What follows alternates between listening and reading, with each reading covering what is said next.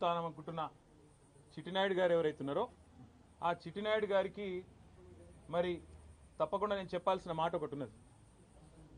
ఖచ్చితంగా భారత పౌరుడిగా, చట్టాన్ని రాజ్యాంగాన్ని గౌరవించే పౌరుడిగా నువ్వు అక్రమ కేసును నీ అధికారాన్ని అడ్డం పెట్టుకుని నా మీద పెడితే, ఇష్టం వచ్చినట్టు బురద చల్లితే తప్పకుండా రాజ్యాంగపరంగా న్యాయపరంగా నాకున్న ప్రతి హక్కును వినియోగించుకోవాల్సిన బాధ్యత నా మీద ఉంటుంది. అందుకే నేను ఏసీబీ ఆఫీస్కు పోయినా లాయర్ తీసుకుపోతా అని చెప్పినా, లాయర్తో సహా విచారణకు హాజరవుతా, మీరు ఏం అడిగితే చెప్తా అని చెప్పినా నువ్వు భయపడ్డావు, నేను భయపడలేదు. నేను అర్ధగంట 40 నిమిషాలు ఎదురు చూసినా నీ వ్యవస్థ ఎందుకో కానీ మరి నా నుంచి ప్రశ్నలు అడగడానికి వెనుకకు పోయింది. అట్లాగే కోర్టుకు పోయినా, కోర్టులో హైకోర్టులో పిటిషన్ ఇచ్చినాం.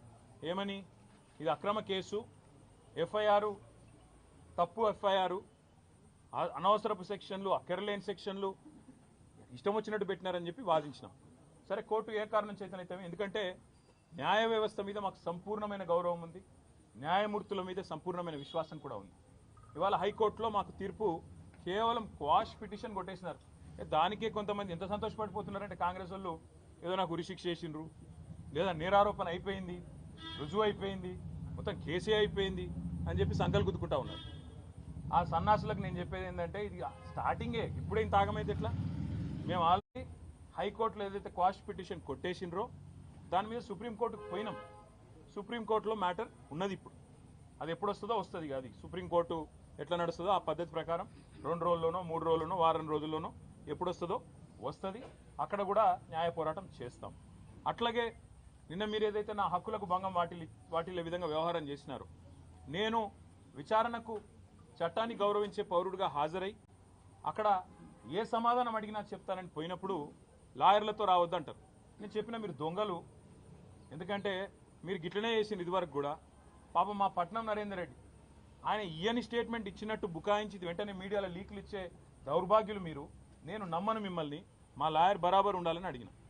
రేపు అందుకే కోర్టుకు కూడా పోతున్నా, హైకోర్టుకు కూడా. నాకు న్యాయవాదుల సమక్షంలో విచారణ జరగాలి అని కోరుతూ హైకోర్టుకు పోతున్నా. తప్పేమున్నది అందులో? న్యాయ వ్యవస్థను తప్పకుండా నాకు ఇవాళ ప్రాధేయపడి వారిని అడిగి నాకు ఈ దుర్మార్గుల నుంచి చట్టపరమైన రక్షణ కల్పించడానికి అడుగుతున్నాను. నేనేం వేరే అడుగుతలేను కదా, ఆ పని చేస్తున్నాను. దానికి కూడా కాంగ్రెస్ వాళ్ళకు ఏమేమో ఆగమాగం అయిపోతున్నారు.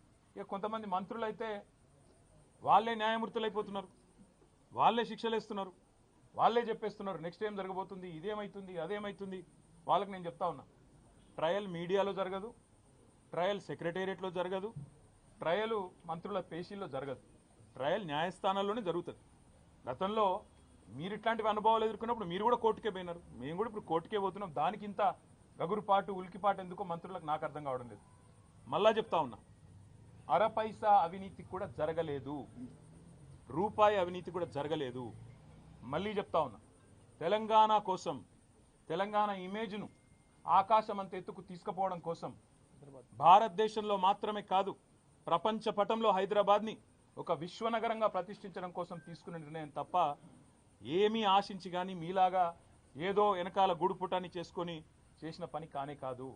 ఇక్కడ మొబిలిటీకి కేంద్రంగా భవిష్యత్తులో ఎలక్ట్రిక్ వాహనాలు ఏవైతే వస్తున్నాయో వాటన్నిటికీ ప్రధాన కేంద్రంగా హైదరాబాద్ను, తెలంగాణను తీర్చిదిద్దాలనే ఒక ఉత్కృష్టమైన ఆలోచన చేసినాం తప్ప మీలాగా నికృష్టమైన ఆలోచనలు మాకు లేవు. మళ్ళీ చెప్తా ఉన్నాను, మీలాగా దివాలాకోరు పనులు చేయాల్సిన కర్మ మాకు లేదు. 110% మళ్ళీ చెప్తున్నా, మీరు ఏ రకంగా వచ్చినా, ఏ విచారణకు రమ్మన్నా నేను వస్తాను.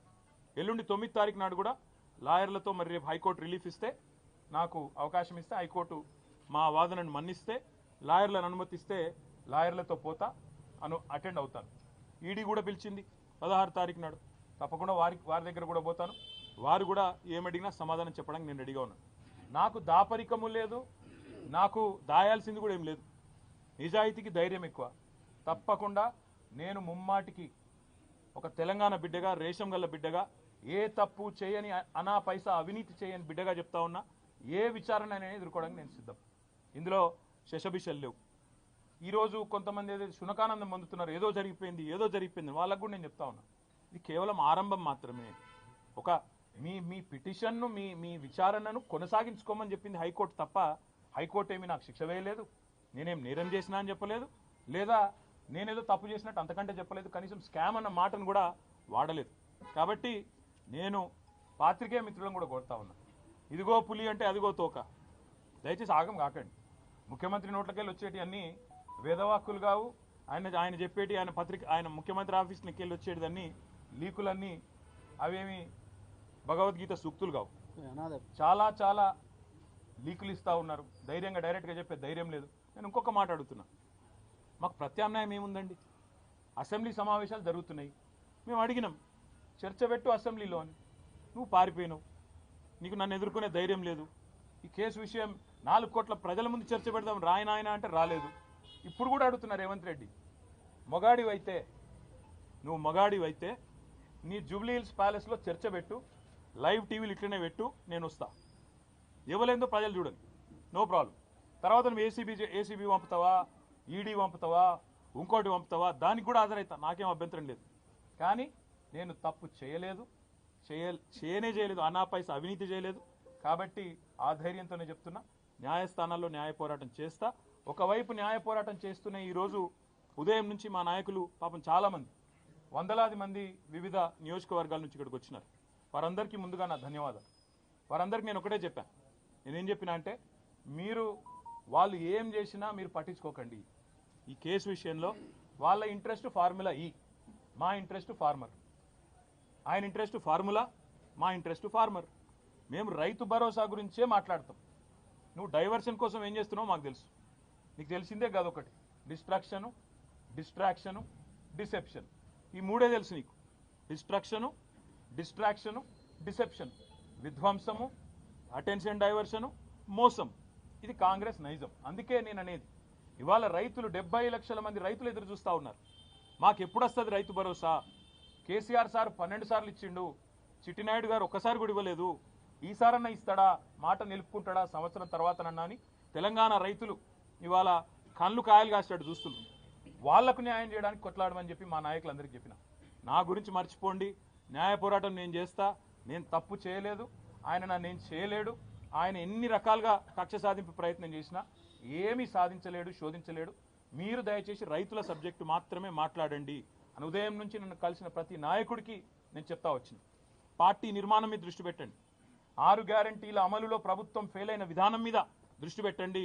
ఖచ్చితంగా ఈ అటెన్షన్ డైవర్షన్ గేమ్ ఏదైతే కాంగ్రెస్ ప్రభుత్వం ఆడుతుందో, కాంగ్రెస్ పార్టీని, చిట్టినాయుడిని పూర్తి స్థాయిలో వాళ్ళ బండారాన్ని బయటపెట్టి మరి బజార్లలో ప్రజల ముందు ఎండగట్టండి. ఆడబిడ్డలకు ఇస్తానన్న 2500, అదేవిధంగా పెద్ద మనుషులకు ఇస్తానన్న 4000 పెన్షన్లు ఎప్పటి నుంచి ఇస్తామని చెప్పి నిలదీద్దాం. ఆ దిశగా కార్యాచరణ చేద్దాం తప్ప ఏ రకంగా కూడా పొరపాటున కూడా ఈ కేసు విషయంలో మీడియా హడావుడికో, చిట్టినాయుడు గారి లీకులకో ఆగం కాకండి. ఈ మీడియా వాళ్ళు మీ బాధ నేను అర్థం చేసుకోగలుగుతా. 24 గంటల న్యూస్ ఛానళ్ళు మీరు నడపాలి, అది గిర్రగిర్ర తిరగాలి, ప్రతి నిమిషం కొత్తదనం కావాలి, ఇక అవన్నీ తప్పదు. మీ బాధ నేను అర్థం చేసుకోగలుగుతా, మీ తప్పు కాదు. కాకపోతే నేను మీతో ప్రార్థించేది కూడా, దయచేసి ఈ కేసు విషయంలో చూపెట్టే ఇంట్రెస్ట్ ఆ రైతుల బాధ కూడా చూపెట్టండి. ఈ కేసు విషయంలో చూపెట్టే ఇంట్రెస్ట్ ప్రజల బాధలు, హైడ్రా బాధితులు, మూసీ బాధితులు, వాళ్ళే కూడా చూపెట్టండి. దయచేసి వాళ్ళ బాధలు కూడా చెప్పండి. 6 గ్యారంటీలు ఫెయిల్ అయ్యి సంవత్సరం తర్వాత అటెన్షన్ డైవర్షన్ కోసం పడుతున్న పాటల గురించి కూడా, అప్పుడప్పుడు వాళ్ళు చేస్తున్న ఫీట్ల గురించి కూడా చెప్పండి. ఆత్మహత్యలు చేసుకుంటున్న ఆటో డ్రైవర్లు, చనిపోతున్న నేతన్నలు, వాళ్ళ గురించి కూడా చెప్పండి. గురుకుల పాఠశాలల అధ్వాన పరిస్థితుల గురించి కూడా దృష్టి సారించండి అని చెప్పి కూడా కోరుతూ, న్యాయపరంగా, చట్టపరంగా, భారత పౌరుడిగా రాజ్యాంగం నాకు ఇచ్చిన హక్కును, రాజ్యాంగం అంటే అంబేద్కర్ గారు రాసిన రాజ్యాంగం, అనుల వారి రాజ్యాంగం కాదు, అంబేద్కర్ గారు రాసిన రాజ్యాంగం ఇచ్చిన హక్కు నేను తప్పకుండా విధిగా వాడుకుంటా. ఎన్ని న్యాయస్థానాలకు పోవాలనో పోతా, దానికి మంత్రులకేం కడుపు నొప్పి నాకైతే అర్థమైతలేదు. తప్పకుండా నాకు విశ్వాసం భారత న్యాయ వ్యవస్థ మీద ఉన్నది. 100కు 100% అల్టిమేట్గా ధర్మం గెలుస్తుంది, న్యాయం గెలుస్తుంది, నిజం నిలకడ మీద తెలుస్తుంది. మనం నిజం కడప దాటి బయటకు వచ్చే లోపల అబద్ధం ఊరంతా తిరుగుతుందని చెప్తారు. పొద్దు నుంచి చాలామంది కాంగ్రెస్ వాళ్ళు అబద్ధాలు తిరుగుతున్నాయి. దయచేసి మీరు నిజం చెప్పడం, మీరు కూడా నిజం చూపెట్టడం స్టార్ట్ చేయాలని చెప్పి కూడా కోరుతూ, మీ అందరికి కూడా పొద్దున్న నుంచి చాలా ఓపికగా ఇక్కడ ఉన్నందుకు మీ అందరికి కూడా ధన్యవాదాలు.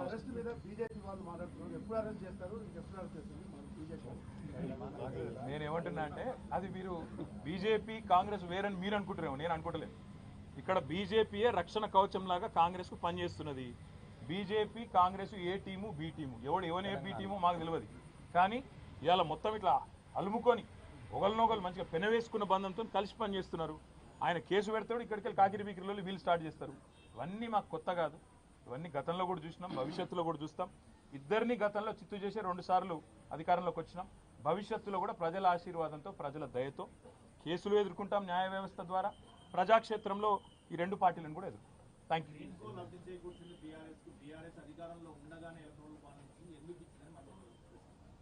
ఏ మంత్రి? బాంబులేటి గారా? బాంబులేటి గారు వారికి ఒకటి చెప్తా ఉన్నా నేను. ఎలక్టరల్ బాండ్స్ విషయంలో పాపం సీనన్న ఆనాడు మా పార్టీలో ఉన్నట్టున్నాడు. ఎలక్టరల్ బాండ్స్ విషయంలో పొంగులేటి శ్రీనివాసరెడ్డి గారికి నేను ఒక సూటి ప్రశ్న అడుగుతున్నా. మొన్న మీరు మెగా కృష్ణారెడ్డి ఇద్దరు కలిసి కొడంగల్ లిఫ్ట్ ఇరిగేషన్ ప్రాజెక్టు 4600 కోట్ల ప్రాజెక్టు కేకు కోసుకున్నట్టు ఇద్దరు చెరో ప్యాకేజ్ పంచుకున్నారు. మరి మెగా ఇంజనీరింగ్ అనే సంస్థ కాంగ్రెస్ పార్టీకి 22లో 23లో 100 కోట్ల రూపాయలు ఇచ్చింది ఎలక్ట్రల్ బాండ్స్ రూపంలో. మరి ఇవాళ నేనంటే ఇది క్విడ్ ప్రో కో. మెగా డబ్బులు ఇచ్చింది, అందుకే రేవంత్ రెడ్డి కొడంగల్ లిఫ్ట్ ఇరిగేషన్ ఇచ్చిండు, మీరు కూడా డబ్బులు ఇచ్చిండు, కాబట్టి రాఘవ ఇంజనీరింగ్ కూడా ఆయన పని ఇచ్చిండు అంటే మీకు సమ్మతమేనా? నంబర్ 1. నంబర్ 2, గ్రీన్కో అనే సంస్థ ద్వారా ఎలక్టరల్ బాండ్స్ అందుకోని పార్టీ, రాజకీయ పార్టీ తెలంగాణలో ఏదైనా ఉందా? ఒక బీఆర్ఎస్కే ఇచ్చిండ్రా? కాంగ్రెస్కి ఇయ్యలే, బీజేపీకి ఇయ్యలే, టీడీపీకి ఇయ్యలే, వైసీపీకి ఇయ్యలే, మరి అందరికి ఇచ్చిండ్రు కదా, మా మీద ఏడుపెందుకు? ఇంకోటి నేను అడిగేది, క్విడ్ ప్రోకో అంటే ఏంటంటే అసలు ఆ మాటకు అర్థం తెలుసు ఆయనకు? క్విడ్ ప్రోకో అంటే నీకింత నాకింత. సరే ఆయన నాకు ఇచ్చిండు అనుకుందాం, నేనేమో ఆయనకి ఇచ్చిన, చెప్తాడా? రుజువు చేస్తావా? ఆయనకి ఏమొచ్చింది ఇలా? మీరు చెప్పురు నాకు, దయచేసి నాకేం అర్థమవుతుంది. క్విడ్ ప్రోకో అనే మాటకి ఏంది? నీకు ఇది నాకు అది. సరే ఆయన నాకు ఇచ్చిండు, నేను ఆయనకి ఏమి ఇచ్చిన భయ్? చూపెట్టు, దానికి అర్థం ఉంది. ఇలా పేపర్లు తాటికి ఆయన అక్షరాలతో రాసిన క్విడ్ ప్రోకో అని. రాసేటప్పుడు 1-2 సార్లు చూసుకోవాలి కదా ఏం రాస్తున్నాం, అది ఇంగ్లీష్ మాటనా, లాటిన్ మాటనా, అంటే దాని తాత్పర్యం ఏంది, దాని అర్థమైంది, 1-2 సార్లు చూసుకోవాలి దయచేసి. ఇప్పుడు మంత్రి చెప్పిండు, ముఖ్యమంత్రి లీక్ ఇచ్చిండు, లీక్ వీరుడు చెప్పంగానే మేము రాసేస్తాం. ఇట్లయితే ఎట్లా? అడ్వర్టైజ్మెంట్ల కోసం ఇట్లనా? దయచేసి నేను కోరేది మీడియాను కూడా, మీరు 1-2 సార్లు ఫ్యాక్ట్ చెక్ చేయండి బాధ్యతగా. ఎందుకంటే యువర్ 4th ఎస్టేట్, డెమోక్రసీలో 4వ స్తంభం మీరు. ఒక స్తంభం అబద్ధాలు ఆడుతుంటే, దాగుడు మూతలు ఆడుతుంటే, సగం సగం ఇన్ఫర్మేషన్ ఇచ్చి అర్ధసత్యాలు ప్రచారం చేసే ప్రయత్నం చేస్తుంటే దాన్ని ఫ్యాక్ట్ చెక్ చేయకపోతే తప్పు కదా. ఎక్కడ క్విడ్ ప్రోకో? నేను ఈరాలను సూటిగా అడుగుతున్నా. మెగా ఇంజనీరింగ్ అనే సంస్థ మాకు కూడా ఇచ్చిందండి, అది కూడా చెప్తున్నా. మళ్ళీ ఇంకేదో దివాలా కోర్ స్టోరీ స్టార్ట్ చేస్తారు. లేకపోతే అందరికి ఇచ్చిండు ఆయన, కాంగ్రెస్కి ఇచ్చిండు, బీజేపీకి ఇచ్చిండు, టీఆర్ఎస్కి ఇచ్చిండు, అందరికి ఇచ్చిండు. మరి మెగా ఇంజనీరింగ్ ఆ రోజు పైసలు ఇచ్చింది కాంగ్రెస్కు, తర్వాత రేవంత్ రెడ్డి కొడంగల్ లిఫ్ట్ ఇరిగేషన్ ఇచ్చిండు, మరి అది క్విడ్ ప్రోకోనా? ఇవి రేపు నాకున్న సమాచారం మేరకు మల్లన్న సాగర్ నుంచి 4000 కోట్ల ప్రాజెక్టు మెగా ఇంజనీరింగ్కే రాబోతుందని నాకున్న సమాచారం హెచ్ఎండబ్ల్యూఎస్లో. అది కూడా క్విడ్ ప్రోకోనా? హైదరాబాద్కు తాగునీటి చెప్తున్నారు కదా, మూసీ అని ఉన్నది, మూసీ ప్రాజెక్ట్ అని మాట్లాడుతున్నారు, అది కూడా ఆల్రెడీ మెగాకు మాట్లాడినట్టు, ఇదంతా కూడా క్విడ్ ప్రోకోనా? నేను ఇంకొక మాట అడుగుతున్నా. మెగా ఇంజనీరింగ్ బ్యాన్ చేయాలని చెప్పి సుంకిశాలలో కూలిపోయిన తర్వాత, రిటైనింగ్ వాల్ కూలిపోయిన తర్వాత హెచ్ఎండబ్ల్యూఎస్ రిపోర్ట్